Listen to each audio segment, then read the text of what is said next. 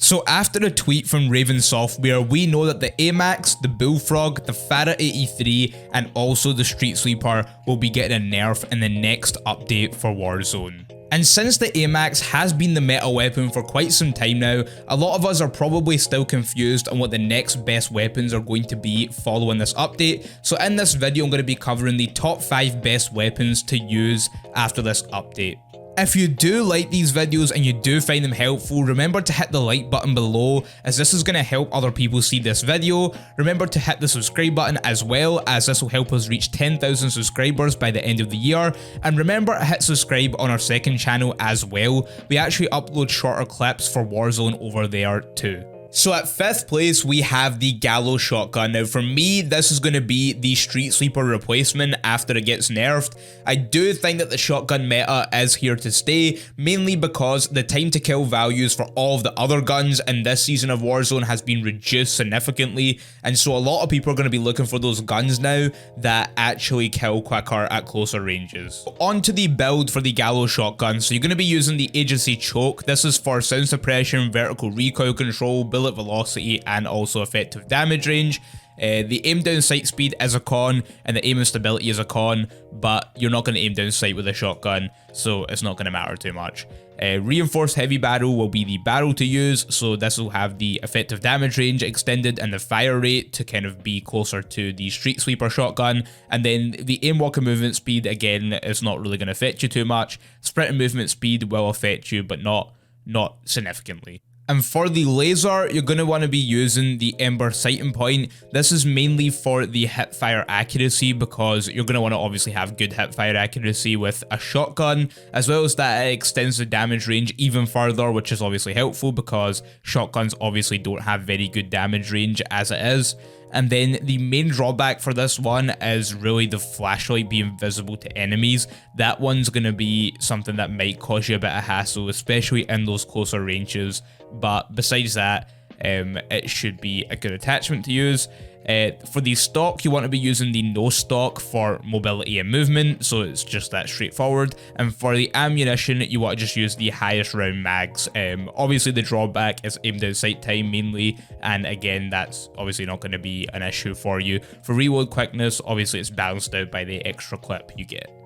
At number 4 we have the PKM LMG. Now this is a severely underrated weapon in Warzone right now, and I do think after the update it will be more prevalent in Warzone. I do think it's mainly because of the bullet velocity. We've seen how important bullet velocity was in the last season with the FFAR. That was one of the reasons why the FFAR was so overpowered, and so I think this is going to be one of the reasons why the PKM will be an important weapon in this season of Warzone. So for the PKM, you want to use the monolithic suppressor, of course, for sound suppression and damage range. You want to use the 26.9-inch extended barrel. This is mainly to extend the damage range as far as possible. This is really important for LMGs, so you need to use this barrel. For the laser, you want to use the tac laser. This is mainly for the aim down sight time, and everything else is secondary to that. And then for the optic, you want to use the VLK 3x optic. Obviously you can use a different optic if you like, but I find that at longer ranges the VLK optic is probably the best one for me. And then for the underbarrel, you want to use the snatch grip, and this is going to give you recoil control and also increase your ADS speed as well.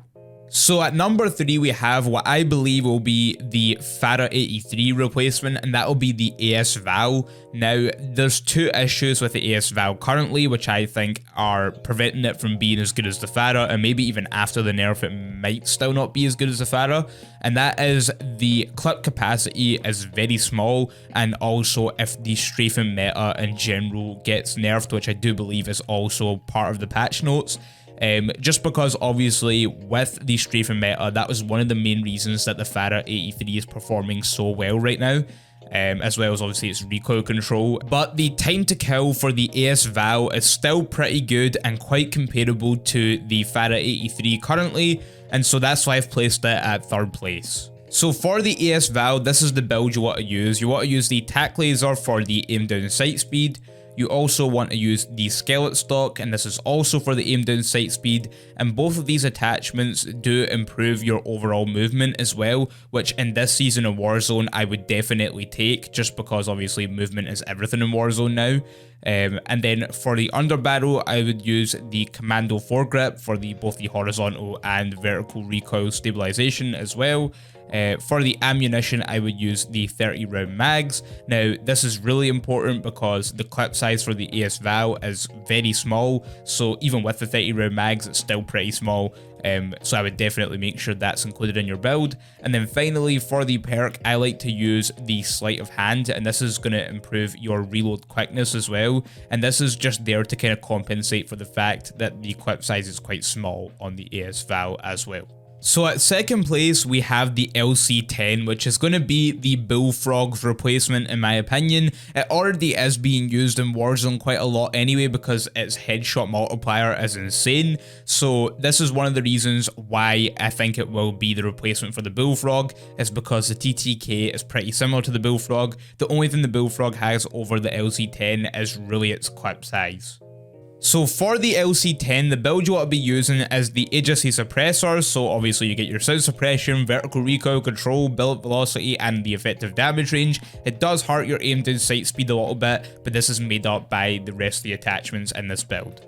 The next thing you want to be using is the reinforced heavy barrel. This is going to extend the damage range as well as increase your bullet velocity. Again, bullet velocity is very important. And it does reduce your sprint and movement speed and also your aim walking movement speed as well. So again, a little bit of mobility is lost there as well, but again, it will get made up by the rest of the build. Okay. For the stock, I use the SAS combat stock, and this is to bring back a lot of the mobility. So obviously the fire and movement speed gets increased, the aim walking movement speed gets increased, and the ADS fire and movement speed gets increased. So that basically brings back a lot of the movement that was lost from before.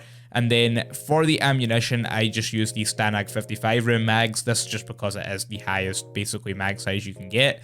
You do lose out on the aim down sight time, which is the main thing, but you actually get this back in the next attachment, which is the Serpent Wrap, which is the next attachment that I use.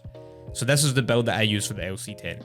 So finally, all good things must come to an end, and since the AMAX is getting nerfed, the final last weapon that you should be trying to level up right now in preparation for this update is the Cold War AK47. This is because the damage profiles are very similar, and really the only thing that is actually quite different with the AMAX versus the AK47 is the way its recoil pattern works. So this gun is very, very similar to the AMAX, and if it doesn't get nerfed along with the AMAX, it will be the gun that everybody migrates to. So this is going to be the best weapon to be leveling up right now.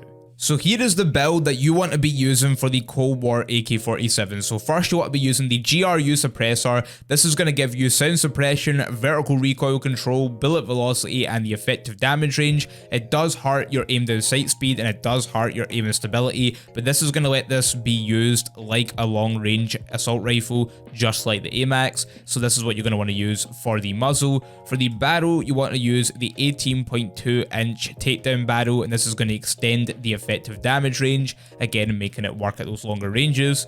Then you want to be using the Axial 3x optic. This is the closest thing you can get to a VLK 3x optic. In my opinion, it's not as good, but then I'm very used to the Modern Warfare weapons. And then for the underbarrel, you want to use the Spetsnaz grip. Now this gun does not have a similar recoil pattern to the AMAX. It actually needs a lot more recoil control than the AMAX. So this is why I use the Spetsnaz grip, because it can control the horizontal and vertical recoil, and obviously it manages it pretty well.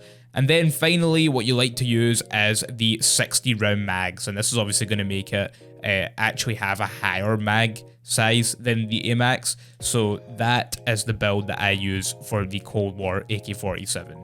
So there you have it. That is the 5 best guns that you should be leveling up in preparation for this update. If you like this video, remember to like it so it gets recommended more, and also subscribe to the channel to help us reach our goal of 10,000 subscribers. Thanks for watching.